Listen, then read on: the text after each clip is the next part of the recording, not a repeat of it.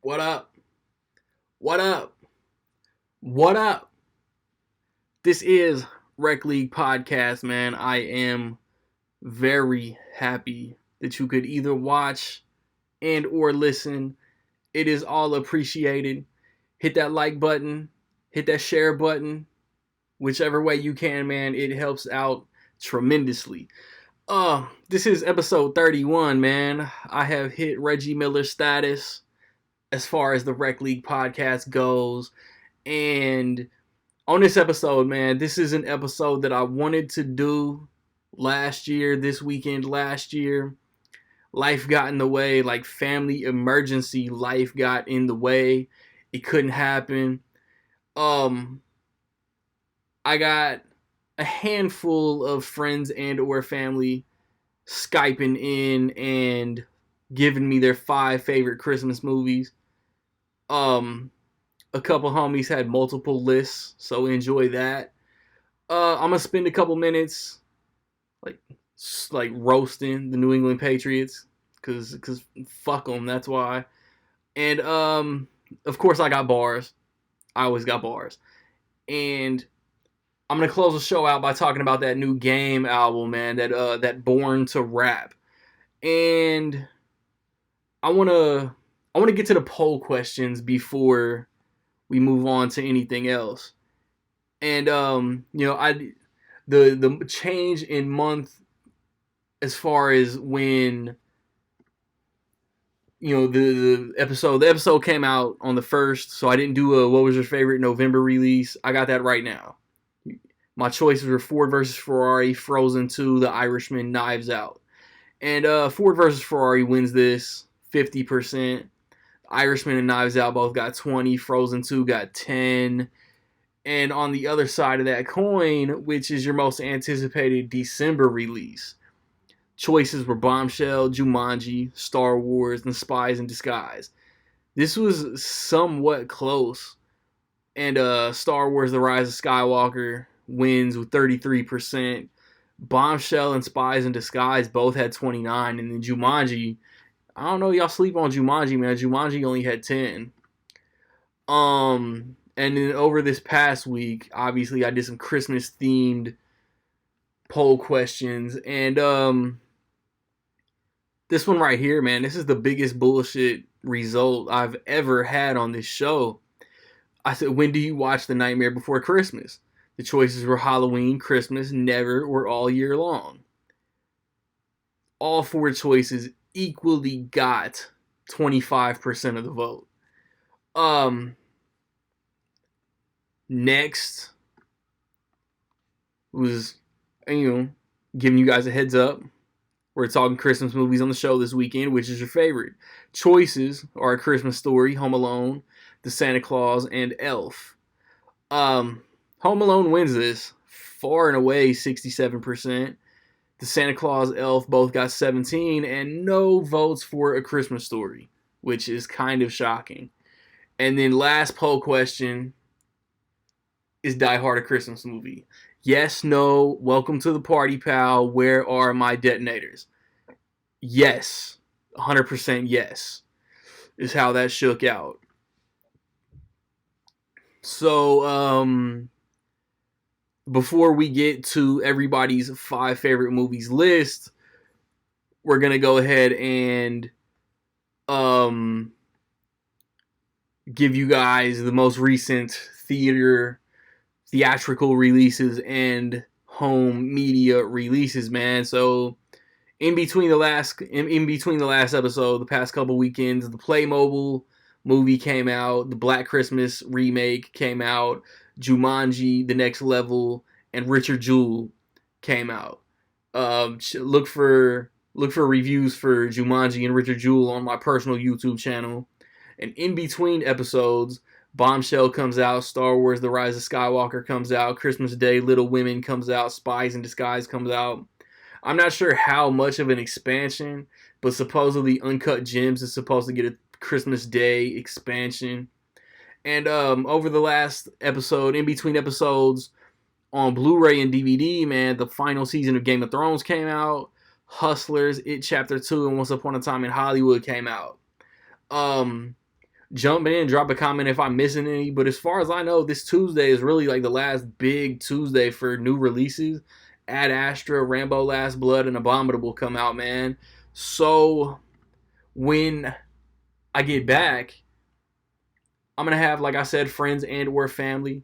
And they're going to be talking 5 favorite Christmas movies, man. Stay tuned. It is Rec League Podcast. The number you have dialed has been changed. The new number is... Please note, the new number is...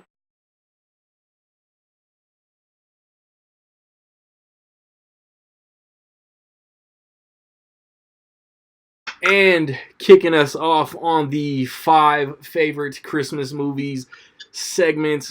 I wanted to do this last year. Life got in the way.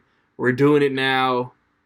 Rec League Podcast legend at the Nick Goodman has multiple top 5 lists of favorite Christmas movies. So your one cachet or whatever that word is, Star Wars movies released in December do not count. But however you want to start off, man, go ahead. Well, that gets rid of like all 3 lists. But damn it. So my top 5 regular Christmas movies. It's kind of difficult picking number 5. But 5, I have Love Actually. It like narrows out Christmas Vacation, which is kind of weird to me, really? Writing on paper. Yeah. It's got to be like the closest 5 and 6 in history. But like, I don't know. Love Actually just makes me feel like a girl. Like it just makes me feel like just warm and bubbly. Well, I love it. Christmas Vacation did not have Rick Grimes in it, so that's true. And like, I don't know. It's like I watch it every year, and like the it's bullshit, but it gets me every year. Like the signs and all that. I'm like every year. I'm like, oh. Big I laugh softy. at Christmas Vacation. But whatever. Looking at my 5, I'm kind of like, eh. Number 4, I have The Miracle on 34th Street remake. Okay. It's like, that's kind of blasphemous. They're like almost the same story as the original. I just think the remake just made the original better. Yeah. Plus, I grew up with the remake. Like, it came out when I was like 4 or 5. That's what I was going to say. I've watched it more. It's just one, like, if I don't watch it, like, Thanksgiving night or the day after Thanksgiving or around there, like, I feel like I didn't do it. It's a completely, like, unrelated comparison, but we grew up on Al Pacino's Scarface. We're not going to pick the 30s Scarface. No. Like, who even knows that one? Yeah. I mean, we do, but I know of it's it. not the same. Because I know movies, but I also know of it because I just watched The Aviator a couple weeks ago. Yeah, it's not the same thing. It's like I don't know. It's like John Hughes, like in the 90s, was producing holiday movies. Gold. And really just crushing. All of them were just like Planes, Trains, and Automobiles. Like they all had just this look. Just feels good. And just that one. And in my opinion, I don't know. I think the ending of the remake makes more sense than the ending of the original, where the original, you're dumping out all the letters, and they're like, oh, well, if these are Santa's letters, he must be Santa. I'm like, I guess. The remake, she gives him the dollar bill that says, in God we trust, and the judge comes to the conclusion that if we can believe in that, then we can believe in Santa. And I'm like, well, the loophole. Like, I'd buy that. Like, okay, right. Fine. So... Plus, Richard Attenborough as Santa. That's just great. If he can have a park full of dinosaurs, he can be Santa. Yeah, he's just... It's like the same warmth. It's like the same energy. It's like, oh, Santa. Like, I can't get mad at him when I watch Jurassic Park. Because I'm like, oh, can't get mad. He's Santa. Yeah. But number 3, I have one that I feel like enough people don't really watch. But it's Scrooge from, I believe the year was 1970. It might have been a little later than that. George C. Scott? It is the Albert Finney musical version. Okay. Yeah, you'll probably be the only one that mentions that one. It's my dad, my whole life, my dad's like favorite thing about Christmas is the Christmas Carol story, like the story of Scrooge. And when I was little, more so than now, although he still watches like all of them. it was like we bought like every version and like watched as many versions as we could watch. There's one with Patrick Stewart. It was like the TNT version. Yeah. His favorite is George C. Scott. That's never been my favorite. It's good. It's never been my favorite. Then there's Alistair Sim is kind of like the classic one that everyone picks by default, but there's so many. And we got the Albert Finney one, and I don't know. That's just ever since I was little, it's like a great musical. Like I don't know if it's on Broadway. It really should be. It should be like a big Broadway spectacle. Yeah. It's like the songs are great. And Albert Finney's like, he would have had to have been like 35 or something when it came out. But they've got him like in makeup and he's acting like just this old asshole. And I just think it's just the best Scrooge. Muppet Christmas Carol is probably my second favorite Scrooge. Yeah. But that didn't crack the top 5. That'd probably be top 10 for sure. Mine stars a young lad by the name of Mr. William Murray. Oh yeah. I love that more than like I remember watching Scrooge with my dad for the first time. I did not love it. Really?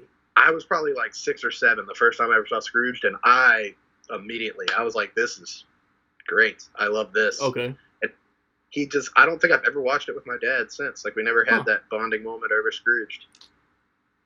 It's whatever. But I watch it every year. Gotta right that wrong.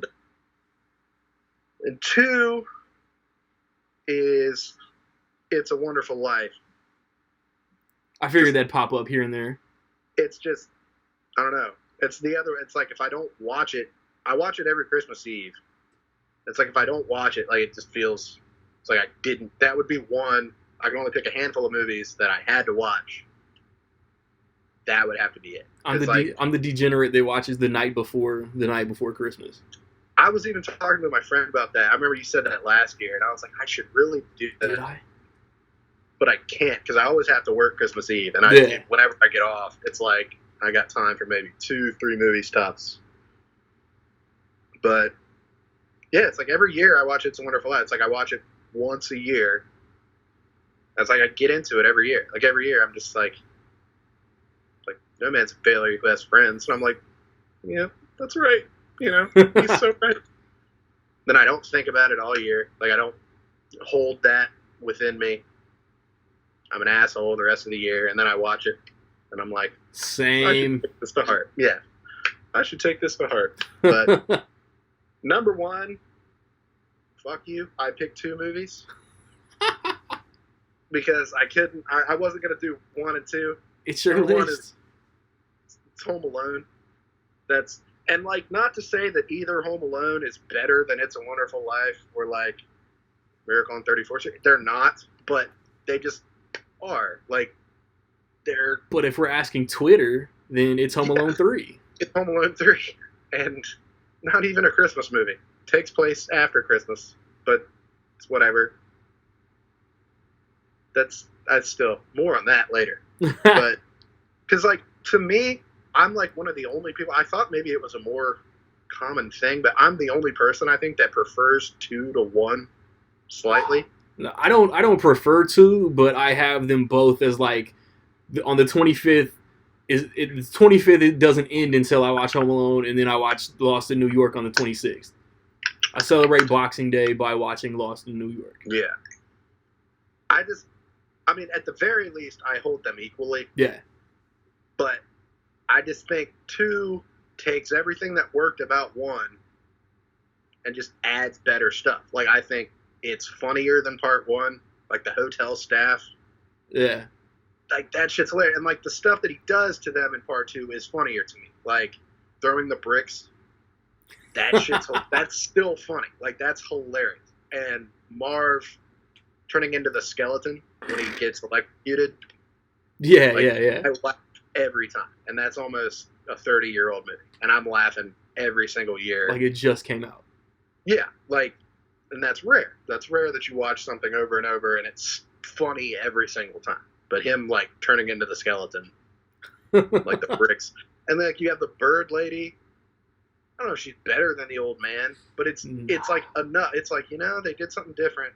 The 2 turtle doves. Yeah. I don't know. And it's like Christmassier. Everything with the toy store was like real, like, hit you in the feels. Yeah. I've always like, if you like put a gun to my head and said you can only watch one of these, I'd be like, all right, fine, I'll watch two. Two feels more Christmassy to me than one, but you can't have two without one. And like one sets the standard. So it's like, that's my number one. It's not even that it's the best Christmas movie, it's just my favorite. Like I have to watch, or I'm not watching anything. So that's that. And I'm thinking about number 5, and like I should just replace it with Christmas Vacation. But I don't know. I'm not going to. It's your list. Out. Love Actually. If my comment section was to ever blow up, it would be about your number 5. Yeah. Well, come on, men. You know, grow up. Let's watch Love Actually. It's so good. What's up?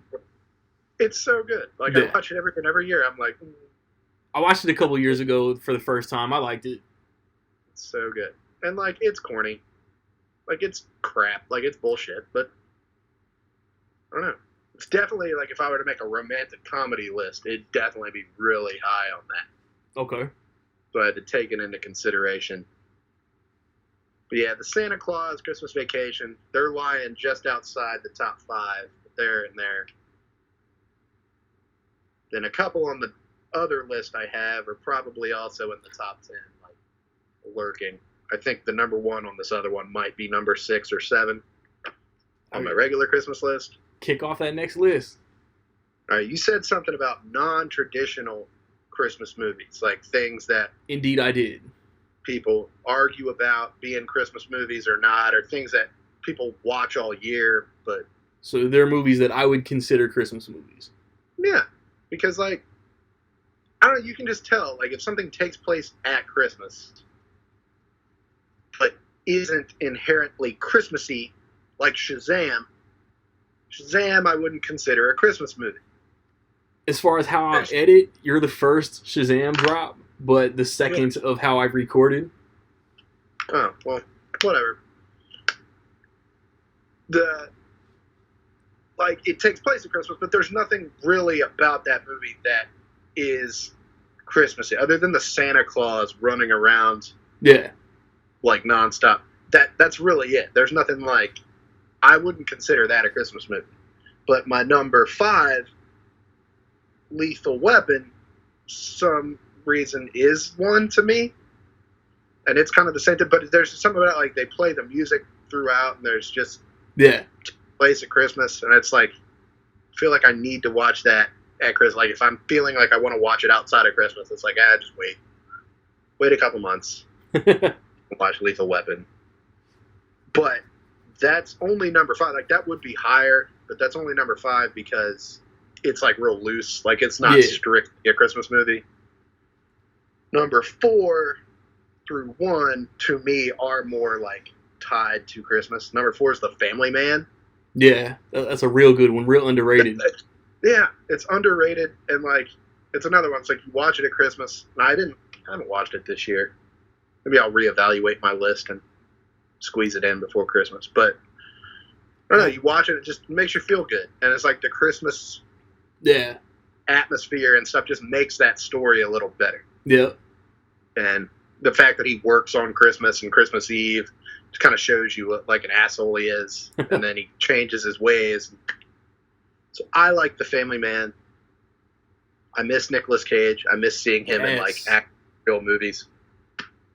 Number 3, it's a movie I used to watch outside of Christmas, like when it came out, and now that I watch it at Christmas, I'm like, how did I ever? But Just Friends. Yeah, that's Christmas. Ryan Reynolds, total Christmas movie, and I used to watch it just whenever. Probably my favorite Ryan Reynolds comedy, other than Deadpool. Yeah. I'm thinking like, I don't know, maybe unless he's done something recent that's not coming to mind, but like it's better than Van Wilder to me. It's better than Waiting, which was like what he had at the time. Yeah. Better than Waiting. I think I'd put it above The Proposal. Just funnier. I think it's funnier. But that's what me and my sister can just quote Just Friends. Like, And that's not a classic or anything. Like, nobody's watching Just Friends every year. But that's just a movie we can just quote and just laugh our asses off. So, that's on the list. Number 2 is another one I feel like people just don't really watch at Christmas. I don't know why, but Trading Places. I watched that last year. I couldn't fit it in this year. Yeah, it's probably my favorite Eddie Murphy movie. He's got like it's tough. He's got like the golden classics. Yeah. But I think, or he's got like that golden trinity of like that 48 Hours and Beverly Hills Cop. And I think Trading Places has always just kind of been hovering at the top of that for me. Dude, it's that chemistry with Aykroyd and Jamie Lee Curtis. It's so funny. And like every year it's funny. Like you quote like them on the train doing like the dance and all that. Like that's always funny. But it's Christmassy. Like just throughout there's snow and Christmas, and it just is Christmassy to me. Yeah. So at some point I just got in the habit of only watching it at Christmas, and now I'm like, I can't deviate. That's when this will be watched. Yeah. And then number 1, I wonder what that is. I mean, it's whatever. I toyed with putting Batman Returns on the list, but I don't really typically watch that at Christmas. But you easily could. So I didn't put it on there. But I could watch Batman Returns outside of Christmas and have. So number 1 is whatever. It's Die Hard. Live soft. Die Hard is probably like 6 or 7 on the actual Christmas movie list.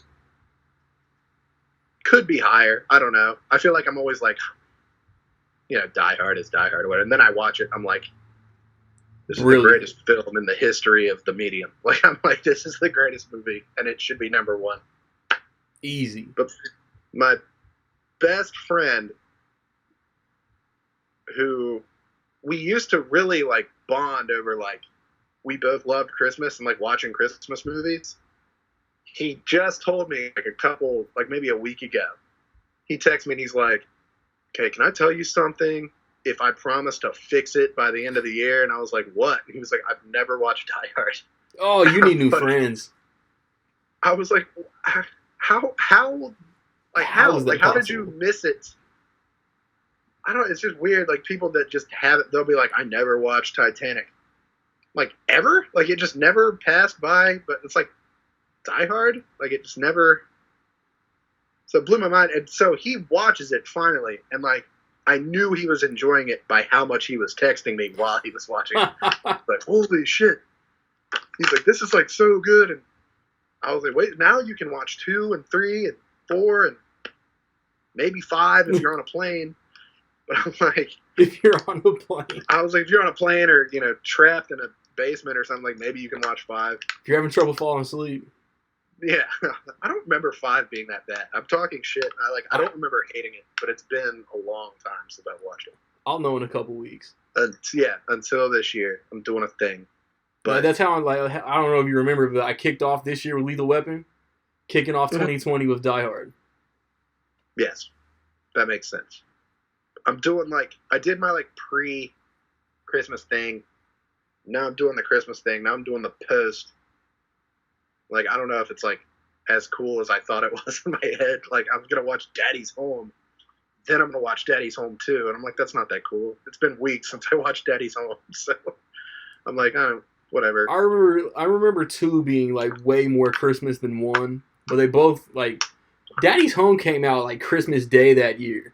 Daddy's Home 2 was we're dropping this in November so we can get the Christmas money. Daddy's Home 2 is an actual Christmas movie. Yeah. I enjoyed it more than 1 because it was a Christmas movie. I might have 2. And upon rewatches, that holds up. I watched it last year and I was like, this is better than 1. Yeah. 1 is kind of stupid. They're both stupid. But yeah. 1, I was 1 kind of coasted just on them being in another movie together. Yeah, and 2 exactly. was all right, let's spend a little more budget and actually. Mel Gibson has a soft side. Yeah. Mel Gibson. But, yeah. Daddy's Home 2, that might actually be number 6 on my Christmas list. Daddy's Home 2. Okay. It's Godfather Part 2. Godfather 2. Empire Strikes Back. Daddy's Home 2. I cannot co-sign that. Yeah, no, it's already set, so it's out in the atmosphere. In stone. Yeah. And you had one more list? I guess. I just made, because I was like looking at the thing and I was like, I didn't know what specifics we were doing, but so many people on Facebook, like normies, they'll be like, what's your favorite Christmas movie? And somebody will be like, Charlie Brown. I'm like, it's not a Christmas movie. The 20-minute TV special? Yeah, it's the best thing ever, but it's not a Christmas movie. It is a special. And so I made my top 5 specials, and I don't even know if it's accurate, but it's like the top 5. And like 3 of them are those claymation shits. But acceptable. 5, yeah, I mean, there's so many of those. People only think about like the 4 or 5.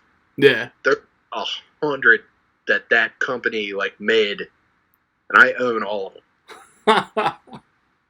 I was a weird kid. Like, I like watched all of them at one point. I believe it. But 5 is the most underrated one of all of them. Was The Little Drummer Boy. Vaguely remember that one. Like, there was a thing when you had those on VHS. It was like they were in a collection. Yeah. It was like Rudolph, Santa Claus Come to Town, and The Little Drummer Boy. And to me, that was like the Avengers. I was like, oh shit, that's like the specific, like, these are the 4 superheroes of Christmas. Like, these are the guys. Santa, Frosty, the Drummer Boy. Like, nobody talks about The Little Drummer Boy. Like, it didn't get like an individual like Blu-ray release or anything. Like, it's always just kind of lumped in with like, enjoy Frosty and also Little Drummer Boy. Here's like, this. it's on there. And there was a sequel to it that like I don't think has ever gotten a DVD release or anything. It was like the next level. It was like what happened next after Jesus. I don't know. It's a whole thing. The Little like, Drummer Boy, the next level. And, like, plays this song, and it's really good. And it's only like a half hour long. All More right. people should watch it.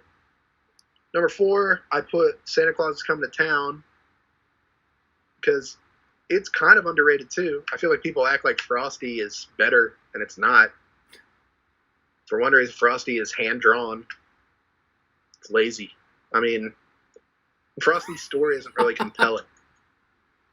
The story of Santa is compelling. Like, to me, when they're like, oh, they should make a movie about like the origin of Santa Claus, I'm like, there's already this one.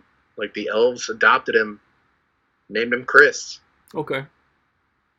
And I'm like, I believe that. I believe that that's real, and that happened. And he gave toys to all the kids in the town because toys were illegal in the town. And I'm like, I believe that. That's something that somebody would do. So there's that. 3 is something that nobody ever watches but me, and I indulge in it. Emmett Otter's Jug Band Christmas. Oh yeah, that's all you. Never even heard of it. Me. It's better than any Muppet anything that has ever happened. It's the best Muppet thing that exists. And you can't show it to people like we're like in our 30s. We can't show it to somebody and be like, hey, let's watch this thing. Because they aren't going to appreciate it on any... They're going to be like, wow. You know. I can see the strings on the puppets. And I'm like, no, that's only because they're ice skating. And how do you... It's just a whole thing. And it's like the music is like hilarious to me. And the story is really like... It's almost kind of like the gift of gab, I think, is the... Like, you know, trying to get a gift for somebody and they're trying to get a gift. And so then they end up giving away the things that would enable them to use the gift. It's a whole thing. He starts a band. Like, I've told people before, I'm like, that's the movie that made me want to start a band. Like, when I was in high school, I was like, oh, Emmett Otter. What? Like, what got you into music? And I'm like, Emmett Otter's Jug Bands. Because they're playing, like, sticks. He's got, like, a washboard, and he's just playing it, like, with a stick. And, like, guy's got a kazoo. And I'm like, this is the best shit I've ever watched. And Kermit the Frog narrates it. And they go to a talent show at the end. You got all these people doing this talent show. And, like, there's, like, a heavy metal band. And it's all Muppets. It's all, like, puppets the whole time. It sounds made up, but it's the greatest thing that's ever happened. It should probably be higher, but it's not. Number 2 is Charlie Brown, because I love Charles. Charles is me, and the older I get, the more I think that I am Charlie Brown, and he's just a pessimist, just trying to make it work just every day. He's like, life sucks. Yet your shirt is not yellow. That's true, but it's cold outside. That doesn't make sense. But every year you watch the things, and it's just like, life just shits on Charlie Brown nonstop. But it's like, and it never stops. I think that's what I love about it. It's like at the end of the thing, it's not like everybody comes together, except for kind of the Christmas one. But it's never like everybody comes together and it's just like, Charlie Brown's a great guy. It's like, all right, tomorrow's a new day. What shit will come tomorrow? Because all he's got in the world is like his dog and the little tree, and he can't even do that right. He buys the shittiest tree. And it's just, I love it every year. I'm like, God, what a loser. That is me. Side note, I want another theatrical Peanuts movie. I would love one. I was first in line for that. I was so excited when that came out. The best Blue Sky release. It's not. Maybe I might give you the first Ice Age. Might be the only one that I'm like, meh. Other than that, because I think I was looking at him the other day because I was thinking about a throwback movie for Spies in Disguise, and I was like, Epic. Epic wasn't trash. None of them have really been trash. I liked Horton. I liked Ferdinand was fine. Yeah. I would go Ferdinand, Epic, first Rio.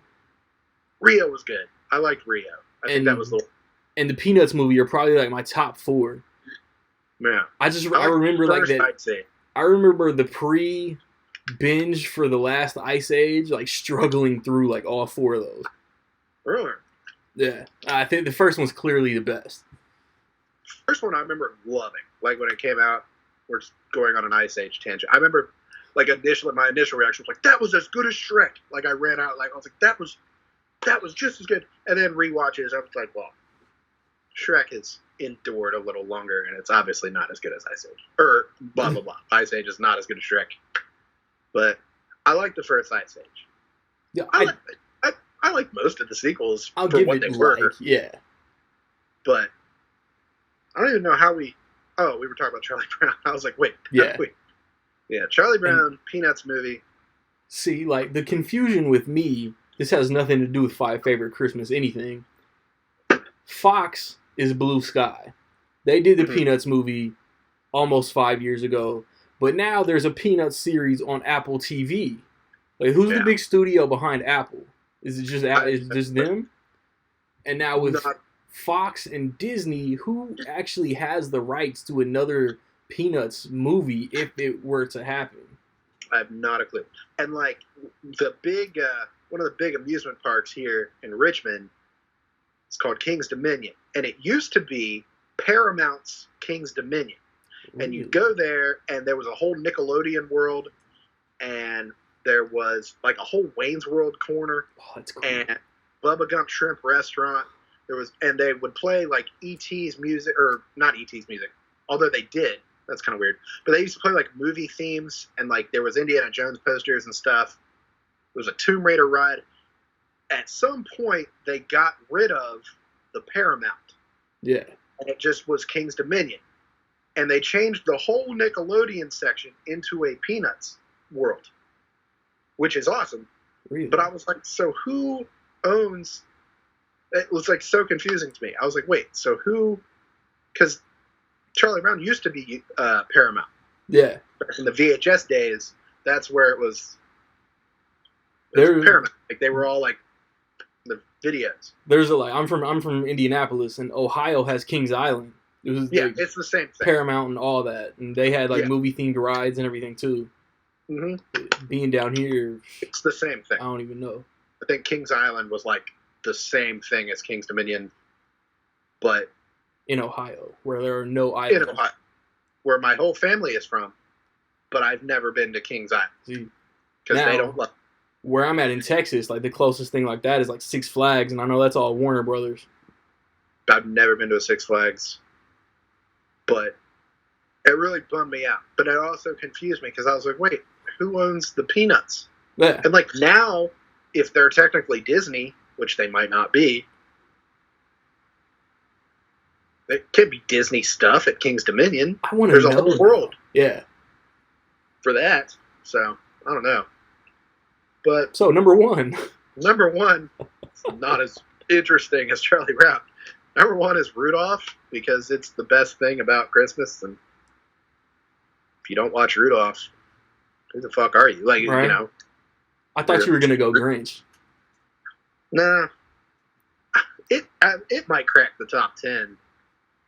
But, like, since you have the Jim Carrey Grinch, which would be in my top 10 Christmas movies, I would say. So, like, once you have that, it's almost like there's no reason to watch the original. Yeah. Even though I do. Not to say that it's better or worse or blah, blah, blah. It's just so, for lack of a better term, it's just so by the book. Yeah. It's just like, oh, he's mad, so he's going to steal the Christmas, then he's going to give it back. Like, that's that. And it's like, okay, that's that. That's both good. Theatrical movies just expanded on the yeah, special. It's just like, if I want to watch The Grinch, I'm probably going to watch one of the movies. Yeah. Kind of like if you said, like, you can only watch one of these. And it's like, well, I'm not going to watch the 23-minute short when I could watch the 2-hour movie. But no hatred against The Grinch. I don't want to say that it's better or worse. It's just not. Rudolph is its own thing. Like, if they tried to make a Rudolph movie, it would only ever be compared to the claymation short, and it would probably pale in comparison. It just... Yeah, for sure. I was, briefly obsessed with Rudolph for, 2 or 3 years of my life. Last year. This is the last 3 years of my life, my adult life. I believe it. But when I was little, CVS, the pharmacy, had some kind of thing with Rudolph where they were selling all these little beanbag, stuffed animals. It was almost like Star Wars toys. Like, they had every character. It wasn't just it was like Rudolph, Santa, the girl. It was like all of them. It was like, here's the train that had square wheels. And I was like, yep. And right. here's the jelly gun. I was like, yep, I want that. I had no place to put them, but I had all of these toys. I would just sit and watch the movie and not the movie, the special. The special. And I don't know. I went probably 6, 7, 8. I was obsessed with Rudolph, and that's all I wanted to watch. And I have a VHS copy that I taped, or my mom taped, when I was really small. And it's still got all the 90s commercials. So I still have that, and I'll watch it from time to time. It's the number one movie in the country, Home Alone 2. It's got Bill Cosby selling Jell-O, Game Boy commercials. It's a whole thing. Gosh. There's a Pizza Hut commercial that's promoting Beauty and the Beast. Toys. Yeah, it's come in and buy your Beauty and the Beast toys or puppets. And I think there's an Aladdin commercial. It's Beauty and the Beast is on home video, and then Aladdin is coming out. And so it's you could buy Burger King in the cups clam or something. case. Yeah, it's a whole thing. So it's a whole journey. When I watch that, dust off the VCR, I'm Gosh. Okay. But yeah, Rudolph. All and every right. song in Rudolph is good. Yeah. All of them specials got good songs. It's a fact. I mean, they don't write songs the way they used to write songs. Nope. I mean, you know that. And they had Tyler, the Creator, do the Grinch song in the new movie. It was oh, they lost the spark. They lost that Christmas magic that they used to have back in the 50s. Ugh. Yeah. But appreciate your participation. It's been fun so far. As far as editing and placement and everything, you'll be first. So next episode is gonna be 5 favorite movies of the year, by request of you, 5 favorite of the decade, and then 5 most anticipated. I've given no thought to that whatsoever. So yeah, neither have I. But like I said, I appreciate you jumping in with me. We're gonna move it right along, man. Next up, man, I got world famous YouTube movie reviewer, Awesome Joe of Awesome Joe's Awesome Movie Reviews on Awesome YouTube. And give me your top 5 favorite movies to watch during the Christmas season, man. Oh man, there is like a huge list of really cool Christmas movies to watch during the Christmas season, and it was really tough on as to which ones I wanted to choose as my top 5. But here we go. Number 5 is going to be Put the Cookie Down. Is Jingle All the Way, and I have a lot of fun with it. You know, Arnold Schwarzenegger is like really silly in this movie, but you know, it's actually pretty fun, and it really gets you into the Christmas spirit. You know, just all that whole last minute Christmas shopping thing. You know, you can relate to that. So Yeah. some of us adults nowadays are into the habit of doing late minute Christmas shopping. So Jingle All the Way would be my number 5, and then we go on to number 4, which is Jack Frost with Michael Keaton, Kelly Preston. I love this movie because I love Michael Keaton. He's a great actor, and I really do love on how the story it relates itself to where a father needs to, have that bonding time with his son, and what better way to do it as a puppeteered snowman. So I like the idea. For sure. Yeah, it was a really cool movie. Great Christmas. Number 9 is with Jim Carrey. I like this movie a lot. I remember when the teaser trailer first came out, and I was a huge fan of the animated version, that I was really interested in seeing how this movie was going to take a huge toll on this property. Jim Carrey, and it would be really fun. So, which of course it did. It delivered. And then going on number 2, we're going to go with Christmas with the Cranks. I was in between whether or not if I should, because I love Tim Allen. Yeah. And I was thinking whether if I was going to pick him in the Santa Claus or in Christmas with the Cranks. I felt much more connected and related to this Christmas spirit by watching his performance in Christmas with the Cranks. You know, it's a really great Christmas flick, and I watch it every year. I can never get enough of the film. You know, it's a very small film, but I really do love and how, the whole thing is related to how a community works together and getting themselves much more infiltrated with getting into the Christmas spirit. So I love it. And number 1 is Highly Different. I think people would pick this one, but I'm going to go ahead and say Batman Returns. Okay. I love Batman Returns. Oh my God, I love it. I mean, just the relationship between Batman and Catwoman, it's just fantastic. Then Danny DeVito's performance as the Penguin, wow, fantastic. And of course Michael Keaton, of course, being in another Christmas flick. I was thinking still, like Home Alone or Lethal Weapon or Die Hard. So many of those great movies, even Iron Man 3, or even the one that came out recently, Shazam, it was a Christmas flick also. So I was, in between all those movies as to which ones I was going to pick as my top 5. So, once again, 5, Jingle All the Way, 4, Jack Frost, 3, How the Grinch Stole Christmas, 2, Christmas with the Cranks, and number 1, Batman Returns. All right, cool. Appreciate you jumping in.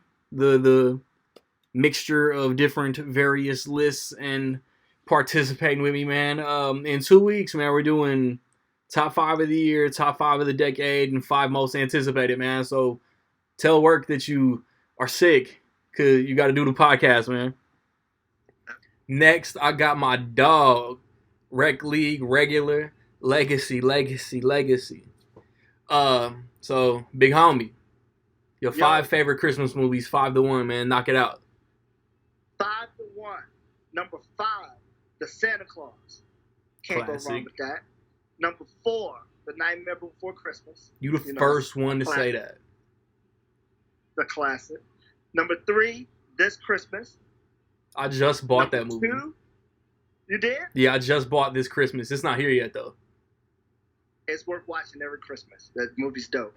Number 2, Home Alone. And number 1, National Lampoon Christmas Vacation, baby. I ain't mad at you. Christmas Vacation. All-time favorite Christmas movie. All classics, all certified. Right. That's Can't what's go up. wrong. The end of the year, man. The end of the year is like got me real hype as far as like podcasting and stuff. And low key, I want you in every segment next episode because movies, we doing 5 favorite of the year, 5 favorite of the decade, and then 5 most anticipated. Music, I'm gonna try to get Jake on. We gonna do 5 favorite albums of this year. I don't even know if I got 5. And in sports, we gonna try because it's gonna be the last Sunday of the season. We gonna try to piece together NFL playoff predictions. Cool. Let's get it. I want all of them. Appreciate you, dog. Yes, sir. Next up, got my guy, Eric Sigmund, host of the world-renowned Sigmund Cinema podcast on Anchor and wherever else you might be listening to your podcast. But off wax, he informed me that he has multiple Christmas movie lists. So we getting 5 from everybody. And since you got some catching up to do on the Rec League, you do both of them. However you want to start it, take it away. What's good? It's good to be back. I know I was gone a little bit, but Dodging us. no, let me start with the so I got 2 lists. I got one best Christmas movies, my best Christmas movies of the 21st century. Okay. So I'm gonna start with that in the order from, well, they're all good, top 5. So going from 5 to 1. So number 5 is, believe it or not, one of the better 3D movies is A Very Harold and Kumar Christmas. Yes. And they had no right to be as good as it was, as funny as it was, and to be as raunchy as it is. It's a very touching Christmas movie. You know what I mean? Yeah, friends lose touch. Yeah, but no, that's man, that's my movie. And I wanted to shoot past that real quick. So number 4, and I think this movie is only going to move up on subsequent lists annually, is the newest movie on whatever Christmas list, The Christmas Chronicles. Yeah. It's getting a sequel next year. Yeah. And supposedly Chris Columbus is directing. Really? That's what I hear. That's what, according to IMDb, Chris Columbus is directing. Okay, since it's IMDb, you might have just added that for podcast clout. But yeah, and most of us should know who Christopher Columbus is. We should know what what other popular Christmas movie he directed. I'm about to say he directed a couple of the Christmas classics, didn't he? Off top of my mind, it's not like I titled this episode one of them movies. Right. But no, I'm interested about the sequel. But first of all, Kurt Russell. Yeah, that's wild. And who was it? I think it was my uncle said, like, if for those of you seen the movie, it's not a spoiler. He ends up in jail at one point in the movie. Yeah. But my uncle was like, "Who is this? It's supposed to be a fit Santa Claus or whatever." Yeah. No, but yeah. So Kurt Russell was just charisma. He could just stare at the camera, and now this dude is playing Santa Claus. And then it's like 40 years old as far as fun facts and trivia and whatnot. But that scene that you talking about, references another a real person that he played 40 years ago from the director of his 80s De Niro Scorsese, you know what I mean? Right, that's a good point. But yeah, this and for the most part, the movie's filmed in one of the best cities in the world, in Chicago. Indianapolis? Oh, Chicago. Oh yeah. They even take a jab. They even take a jab at Chicago. It's funny. In the movie, he has this morale meter or whatever, or Christmas spirit meter, right? Yeah. And he said, Christmas spirit is dropping at a rapid rate, and he said, and this is Chicago we're talking about. But no, it's funny. But no, the Christmas Chronicles is, it's like most Christmas movies. It's like that. It could have its corny parts, but at the end of the day, it's a nice, good family Christmas movie. I can see a lot of families making it a traditional Christmas watch. And it's available on Netflix. There you go. Netflix original. Yeah. So it'll be there. So number 3. And this one is interesting because can be considered Spiritual remake. Iron Man 3. Okay. And Iron Man 3 is probably gonna go on to be the new Die Hard argument. Is it really a Christmas movie? Nah, Die Hard's a Christmas movie. Batman Returns Exactly. is a We know Christmas that. movie. Iron Man 3 is a Christmas movie, even though I never watch it in December. But Iron Man 3, besides the obvious, it takes place during Christmas. Christmas propels the plot. Yeah. There's a lot of let's see, we're talking about a spiritual remake is A Christmas Carol. And if you think about it, Tony has his three ghosts, his ghost of Christmas past, ghost of Christmas present, and future.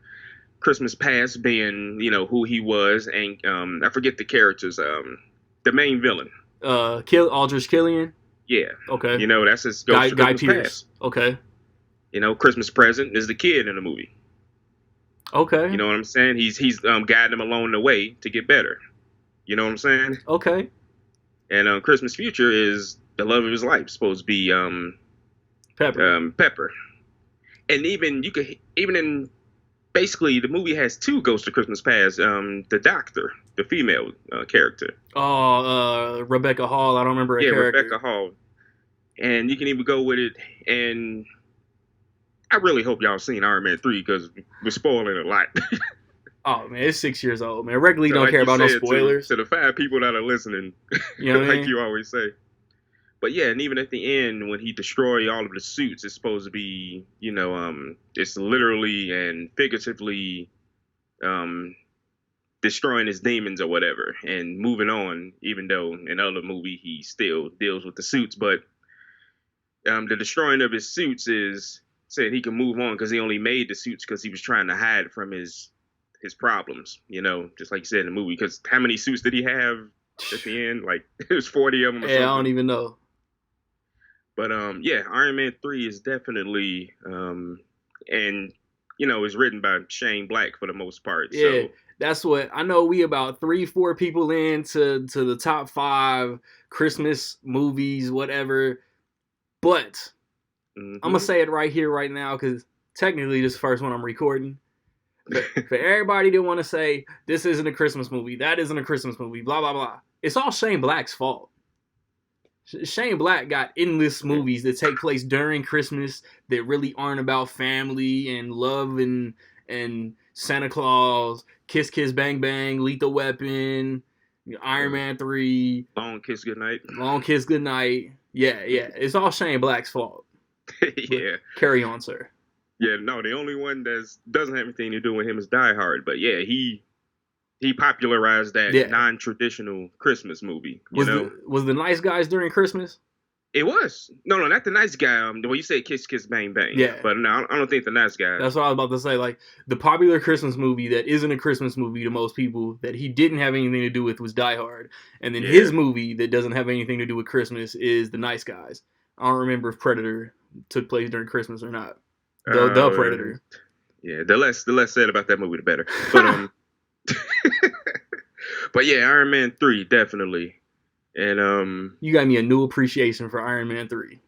Yeah, it's like you said, it's 6 years old, and didn't really think about that. Somebody pointed that out to me, and it's only gonna make it better. And so last top two. Going back to the traditional Christmas style. Number 2, Polar Express. All right. And number 2, and this is the 21st century, my top Christmas movies. That brings me to, I was fighting between that and the Christmas Carol, Robert Zemeckis with Jim Carrey. Yeah.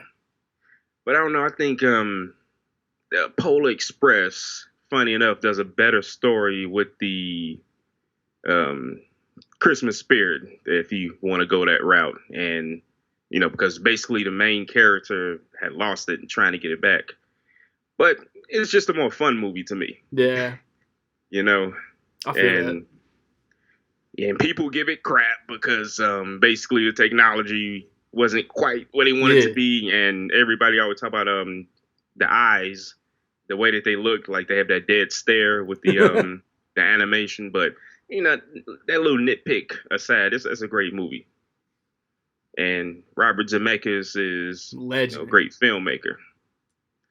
And it was and Tom Hanks, Tom Hanks is Tom Hanks. He's gonna be just like with Kurt Russell, just the charisma, even if it's just his mocap and his voice. But no, Polar Express, that's definitely.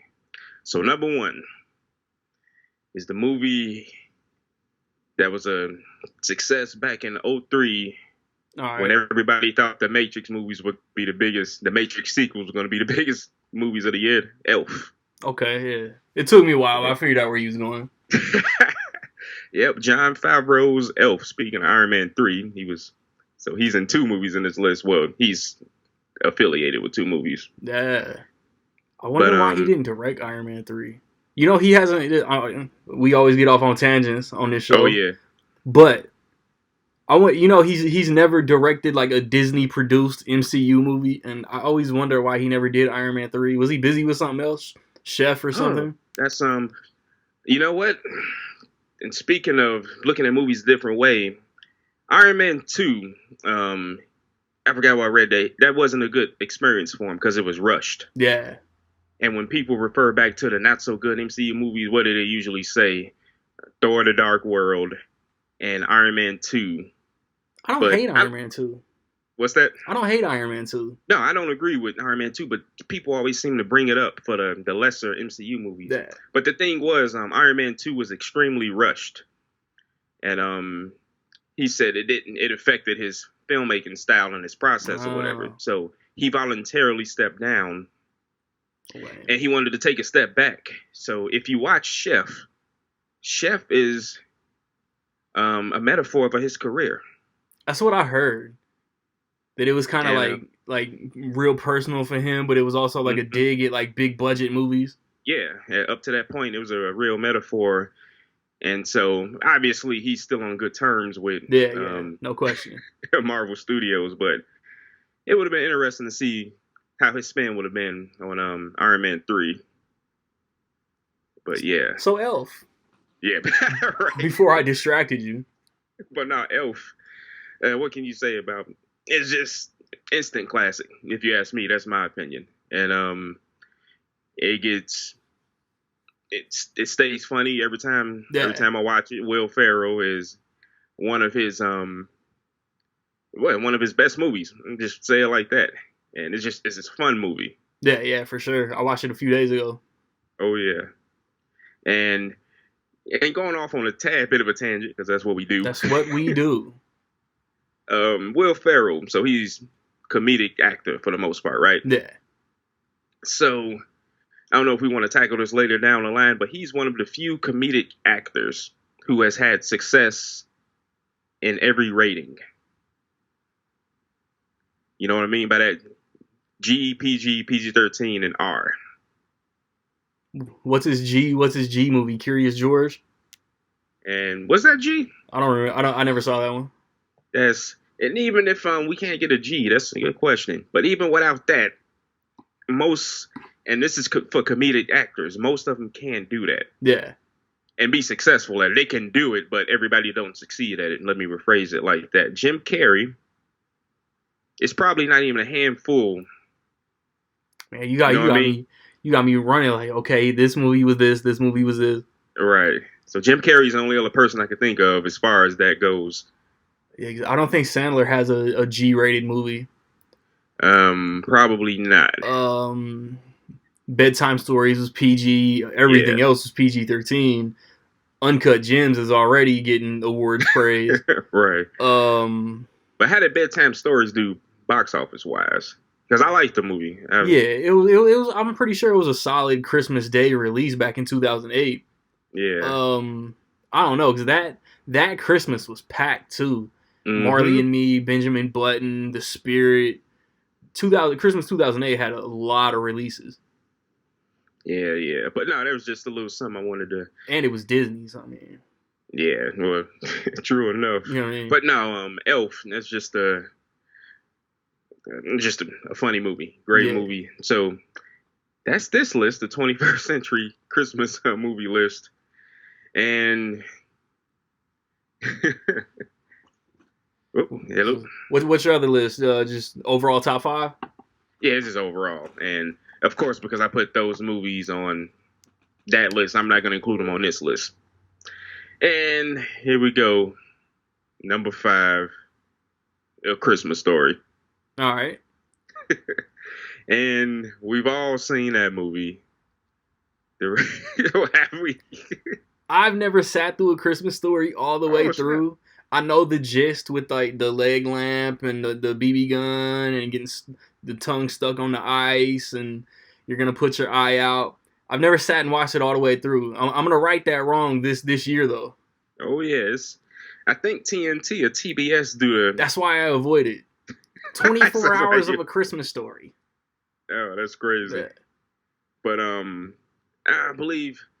think we spoke off the pod before we started about the new Black Christmas. Yeah, and, a whopping like $4 million opening weekend. It probably didn't deserve that. I think every new release except for Jumanji underperformed this weekend. Mm-hmm. Just Richard Jewell and Black Christmas. Yeah, it's no, but the original Black Christmas, which came out 1974, if I'm right. So and Bob Clark. That's why I thought that the new one missed an opportunity because next Friday, I know it's like against Star Wars, but I mean y'all made $4 million anyway. Right. The 40th or 45th anniversary is next Friday. Yeah, that's true. So why wouldn't they have just released it to coincide with the same release date? Yeah, just probably scared of Star Wars. Yeah. like they're really going for the same target demographic. Man, yeah, that's true too. Definitely not. But no, the original, the best of all, was 3 of them. This one in the mid 2000s. Oh no, that one is absolute trash. Yeah, we don't speak on that one. We do not. But the original will be the best one out of the 3, and Bob Clark directed that. Yeah. And I mentioned that because he also directed on the totally opposite side of the spectrum, The Christmas Story. Yeah. And in the middle, not Christmas related, Porky's, but but no, Christmas Story is classic. And like you said, without even seeing the movie in its entirety, you get the gist of it. Yeah. And it can beat you in the head 24-hour marathons every Christmas, but it's still, you definitely gotta give it a watch.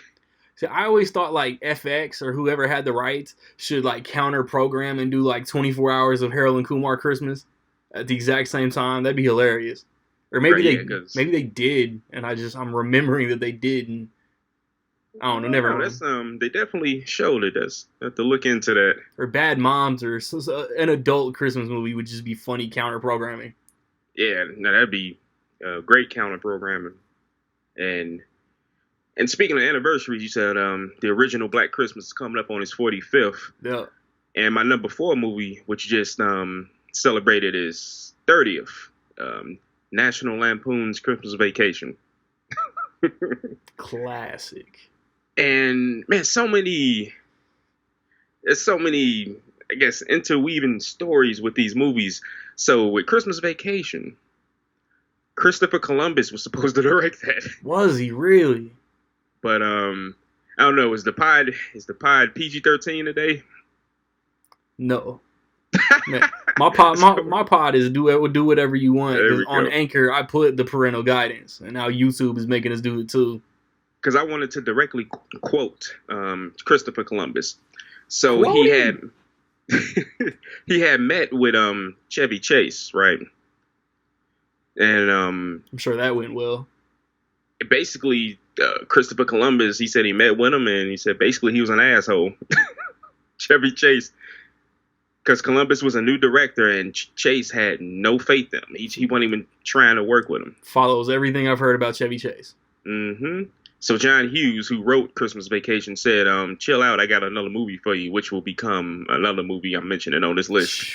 And I don't even feel like now it's in my list, because everybody's going to say my list. Uh-huh. I ain't even Christmas. Take the time of molding my list. Yeah, there you go. And it's interesting, as much of an a-hole that he may be in real life, Chevy Chase in his prime, which was basically the 80s, he was good. He did his thing. And who knows, him being an a-hole in real life probably worked to that strength. Oh yeah, because Clark Griswold was basically, yeah, yeah. So it's one of my favorite lines in Christmas Vacation. His snooty neighbors, when he's cutting a tree, like, where are you gonna put that tree, Clark? Bend over and I'll show you. Yeah, but no, it's just pound for pound, just laugh after laugh after laugh. Yeah. And yeah, it's not much you can say about it. I always put cat food in my Jell-O. And this movie is very special to me for a very personal reason. But we'll probably discuss that in another. We'll roll back to that if you want to. It'll probably take 2 or 3 minutes to tell. All right, so that's number 4. Number 5 is we're going to another supposed a-hole in real life. Scrooged. This is 3? This is 3, yeah. Okay. Scrooged. Another classic. Yeah. And starring Bill Murray, who actually a lot of people don't seem to know. He came off of a 4-year hiatus. His last movie was Ghostbusters before this. That's right. And Razor's Edge, which I think that came out 84. I don't know if before or after Ghostbusters, but his brother is like the head TV guy or something who was Chevy Chase's boss in Christmas Vacation. That's true. Brian Doyle Murray, is that him? I know movies. There you go. Yeah, that's him. Yeah, and all of his brothers are in this movie. Scrooged, that is. Yeah. And his Brian Doyle, his oldest brother, plays his father. That's right. His younger brother plays his younger brother. How fitting. Right. And the other brother is basically that he sent the towels to. Yeah. Okay. With the towels, yeah. But no, Scrooged is obviously a remake of my favorite version of A Christmas Carol. Right. But no, it's just it's another comedy, and just pound for pound, it's something, I don't know. All these movies I named are from the 80s, right? I heard that him and Richard Donner beefed on set. And that's why I said I started this off with another supposed real life a-hole, Bill Murray. I'm stepping all over your toes. Oh, no. You but supposedly that's just Bill Murray for some reason. Well, yeah. Not to the extent as Chevy Chase, but Bill Murray likes to work a certain way. But that's why Groundhog Day, man, him and Harold Ramis, they like. Yeah, that's crazy. And this is, they were super close. Yeah. But yeah, Bill Murray complained about the physical effects, like the fake snow. He said he was coughing up blood on the set because inhaling it in, and damn. Yeah, just a whole bunch of. He said it was a very unpleasant experience making Scrooged.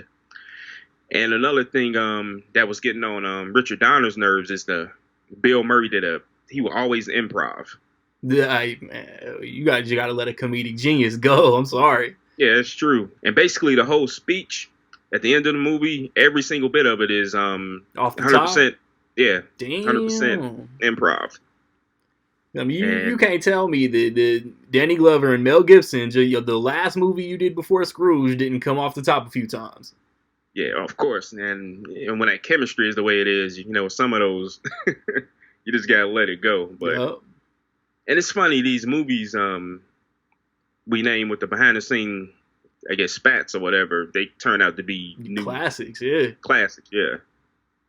But no, Scrooge is great. And one of the things I like about Scrooge is the casting is, like, perfect. Yeah. Like, for the ghost. And, I'm a tad bit older than you, but you're still of a certain age. And David Johansen was a big deal in the 80s. That's the Ghost of Christmas Past. Is that the dude in the taxi? Yeah. Okay. Yeah, and he was, I don't know if you remember, David Johansen had an alternate, not an alternate, what am I trying to think of? He had an alter ego, there we go, Buster Poindexter. I don't know if you remember that. He was a singer, and he had a hit song called Hot, Hot, Hot. And I'm gonna say that right. And, but anyway, that's the actor who played Ghost of Christmas Past. He was a big deal, and Carol Kane was still in a big point in her career. and just everything was on point. The effects team for the movie was Boss Films. That's the same company that did Ghostbusters and Die Hard. Okay. And yeah, everything just came together. And the director, Richard Donner, we should all know who he is. Yeah. I mean, Scrooge is great. Yeah, but that's 3. So number 2, and we were talking about in the other movie, Christopher Columbus, is Home Alone. Yes. That's my number 1. So Home Alone, directed by Chris Columbus. An interesting fact about that is who did the score to this movie? Oh man, I know, like John Williams, I think. Yeah, Star Wars, Jaws, Indiana Jones, Jurassic Park, classic score making John Williams. Your first score trivia that I got and didn't even need to hear anything. And the thing with Home Alone is people don't realize how small his budget was. It was I think around $14 million. Wow. And even back then, that's still coming from a big studio. Yeah, Fox. And for most of its pre-production, speaking of Fox, Home Alone was a Warner Brothers movie. Really? Yeah. They literally switched microphone. They literally switched movie studios seamlessly over pre-production. And cool. the bigger story is more detailed in a Netflix documentary, The Movies That Made Us. It's a real interesting story. But yeah, I'm gonna watch that before the end of the year. No, it's quite good. No, but anyway, I'll tell you about the John Williams. Everybody knows John Williams. That was a joke suggestion that they should get him because they didn't know who they wanted to do the score. Let's get the guy that did Star Wars. I think somebody said, and sure enough, they showed him a rough cut. He said he'd do it, and sure enough, another one of his 800 Oscar-nominated scores. Yep. But that's one of my favorites from him.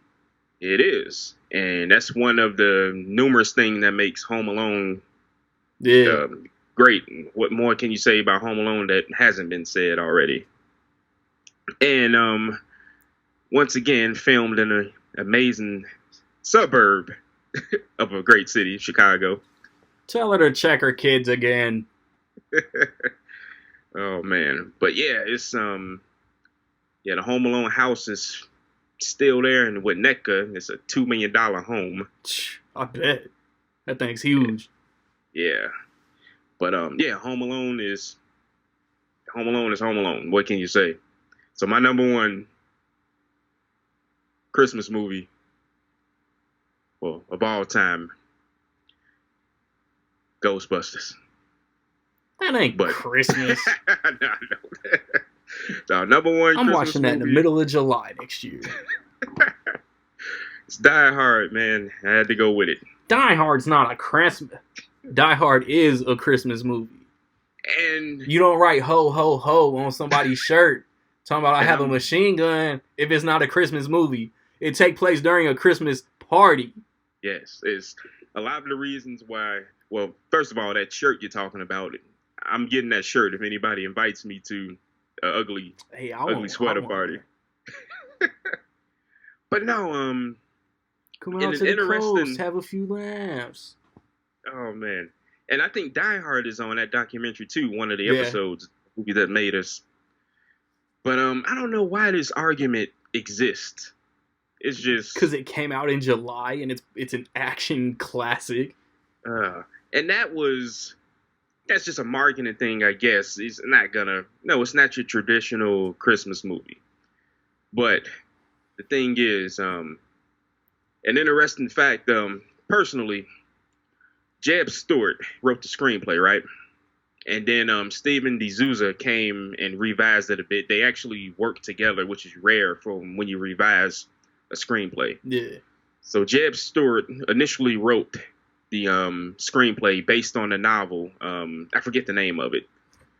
But the novel itself was a sequel to a Frank Sinatra movie.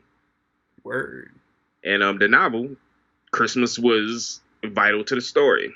Yeah. And anyway, Jeb Stewart, screenwriter, is a film professor at Northwestern. And my sister goes to Northwestern, and guess who was her professor? That's dope. And she told me he gets asked the question, not even around holidays, just randomly. And he said, yes, he even tweeted about it. He said, yes, it is most definitely a Christmas movie. Christmas propels the plot. Boom. Why? Breaking news, Rec League podcast, argument dead. Die Hard is a Christmas movie. Thank you. I mean, why is John McClane there? He's there to see his family for the holidays, Christmas. For Kwanzaa. For Hanukkah. Why did the terrorists / robbers choose this day to rob the building? Because of the Christmas party, they were going to be the only people on the floor and in the building. You know, this is the plot being propelled by Christmas.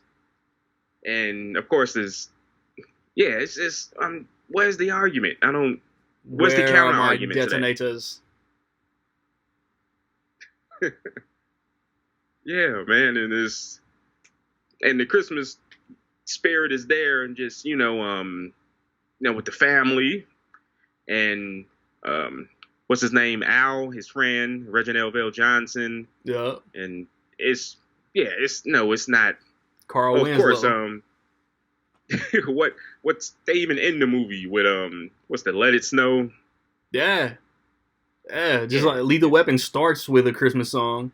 Die Hard ends with a Christmas song. And then Argyle is bumping the Christmas in Hollis. Yeah, right at the beginning. You're like, you got any Christmas music? Yeah. Come on, this is Christmas music. Yeah, but I can't. And that just blew my top when I found that my sister was gonna be. That's so dope. Yeah. And my sister told me somebody asked him about the documentary that we keep mentioning, the movies that made us, and he said, well, I hope I heard about it because I'm in it. Yeah, so he's supposedly in the episode, the Die Hard episode. Yeah, I gotta watch it now. Yeah, but no, Die Hard is just one of the best action movies of all time, and it's one of the best Christmas movies of all time. My favorite Christmas movie.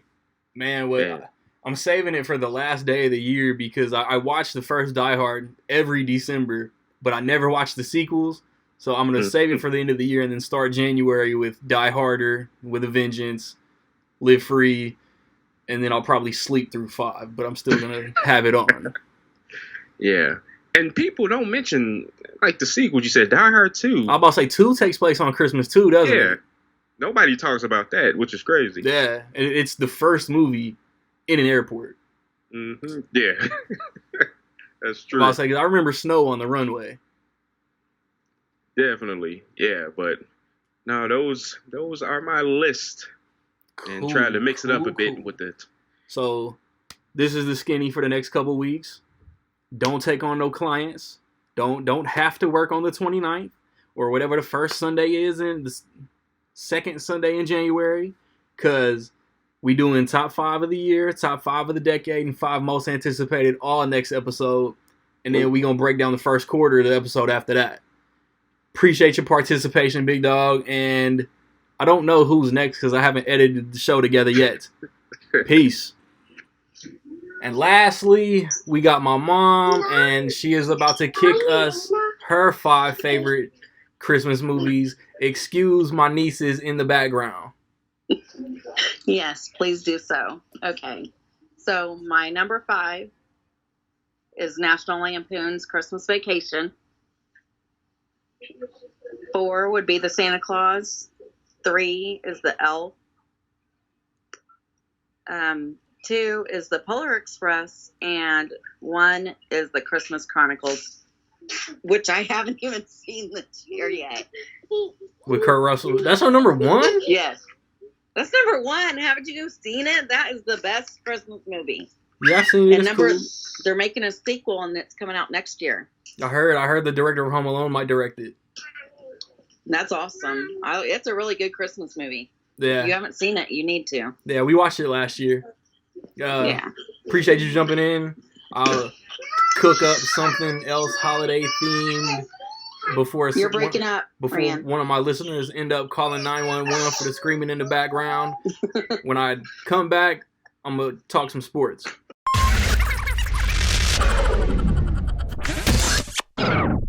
And now we moving on to sports, man. This is gonna be a really quick sports segment because I just want to know what the New England Patriots are doing.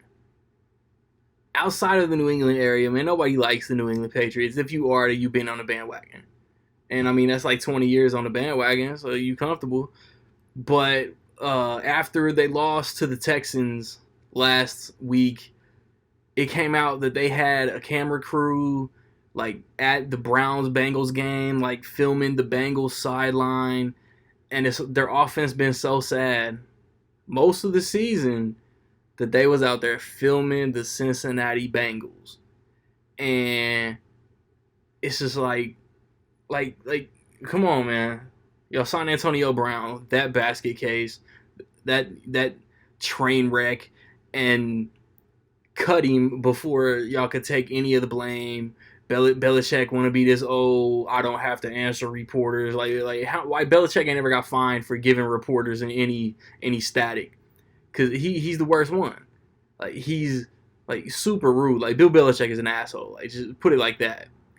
And like, Deflategate, Spygate. Like, how many times the Patriots have been caught up in cheating and nonsense and not playing the game and conducting the organization the right way. It's, man, like, I really hope, based on past events, the NFL takes action and they get hit with some kind of punishment. Because, I mean, I hope. Call me a hater. I feel like a hater saying it. I hope somebody, the Ravens, the Chiefs, the Texans, one of the teams they've lost to, goes into New England in the playoffs and busts their ass, and we can get a new team from the AFC in the Super Bowl. I would love it. I would love it. And as the NFL playoff picture is kind of starting to take shape in the last month of the season, next episode is going to be, I'm going to get either Old Man Lawrence, Legacy, International, somebody. We're going to get somebody, and we're going to chop up NFL playoff predictions. And spoiler alert, somewhere in there, I will have the Patriots getting ousted because their offense just can't hack it, and their defense can't score on every play. So when I come back, I got bars, and after that, the Game Born to Rap album reaction.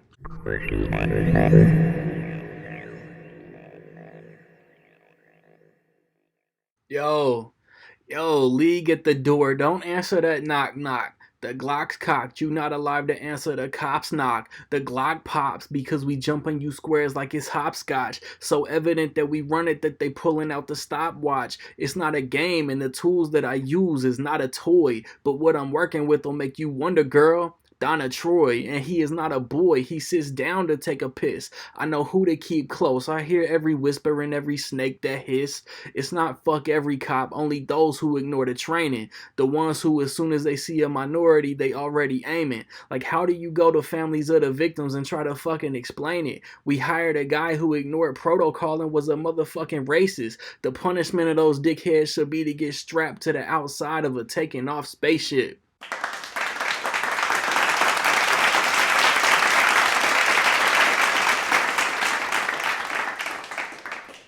Yo, and to wrap up this last segment, to wrap up the 31st episode of the Rec League podcast, man, the Game dropped what is supposedly his last album. It's called Born to Rap. It come out, I want to say, 2 Fridays ago, and it's 25 tracks long. It's got a crazy amount of features, and I mean, I liked a few of these tracks, man. I think Dead Homies was cool. I like West Side. He's basically doing a Tupac impression. Carmen Electra was funky. Welcome Home, Nipsey Hussle. Like, Nipsey gets a lot of love on this album. The Code was cool. Hug the Block was cool. Hug the Block had me wondering like who was his brother. I want to say Big Face Hunted was his brother that he references being in that in the Hate It or Love It video. But then he got tracks with Ed Sheeran. I personally think that's lame. I think Game saw Eminem had tracks with Ed Sheeran. He obviously liked them and reached out, and Ed Sheeran is on the first track and the last track, similar to like DMX on the LAX album. I think The Light is lame. That's probably my least favorite track. I think he's reaching for attention. If it's all rap, just come and step to this light. And he calls out all of these rappers just a battle to see if anybody bites, just to see if anybody responds. And I just did not like that track. Like I said, I think there's way too many features. A lot of them are choruses. A lot of them is shooting for like pop appeal. And there are some verses that are cool. Like no features really stood out. Like if this is Game's last album, reach out to Dr. Dre, reach out to Snoop Dogg, reach out to E40, reach out to Ice Cube, reach out to the West Coast legends, get them featured on your stuff.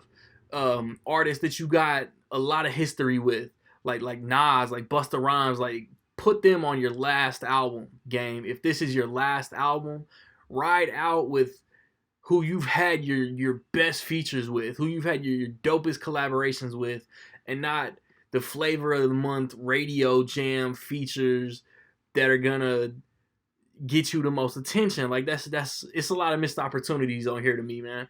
I didn't want to write this song. It's cool. Obviously, you know what I'm saying? Nobody wants to write that song. And then I didn't really like the Trey Songz track.